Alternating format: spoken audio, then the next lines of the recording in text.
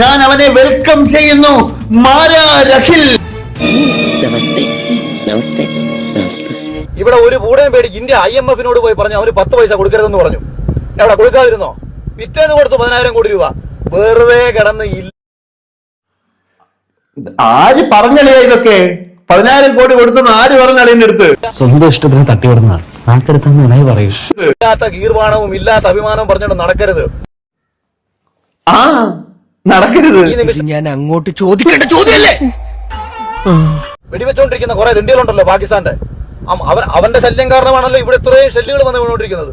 എടാ, ഒരു സാമാനം കൊണ്ടുപോയി ഈ മണ്ടക്കിരിക്കുന്നവനെ ആദ്യം അടിച്ചിട്ട് നീ പിന്നെ അവന്റെ ഭക്ഷണത്തോട്ട് കയറിച്ചല്. ഇതൊക്കെ നമ്മുടെ കൈ കിട്ടണമായിരുന്നു. അടിച്ച് കാലക്ക് കൈ കൊടുത്തേനെ ഇല്ലടാ. ഒരു കോമൺ സെൻസ് ഉള്ളവരുത്താണ് ഇതിന്. ഞാൻ പോയിട്ട് ഇനി സൈനിക മേധാവി ആവണമെന്നുണ്ടോ? ഒരു കോമൺ സെൻസ് ചോദ്യമാണ് ഞാൻ ചോദിച്ചത്. മോനെ, ഗാലറിയിൽ നിന്ന് ഗോളടിക്കാൻ എളുപ്പമാണ്, കളി കാണാനും. എന്നെ നീ കളി പഠിപ്പിക്കാൻ വരല്ലേ, മനസ്സിലായോ? കള്ളപ്പന്നി.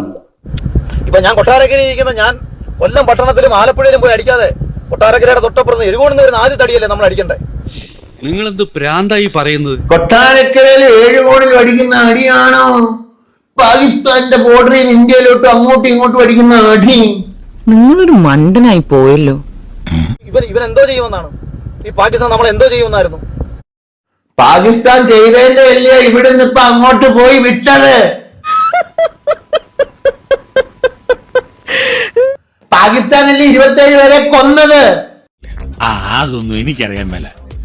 സത്യത്തിന്റെ മുഖത്ത് നോക്കി കൊഞ്ഞനം കുത്തരുത ബാവ. നമ്മൾ ആരെയാണ് ഭയപ്പെട്ടത്? പാകിസ്ഥാനാണോ നമ്മൾ ഭയപ്പെട്ടത്? പിന്നെ നമ്മൾ പോയി ജപ്പാനെ ഭയപ്പെടുന്നു.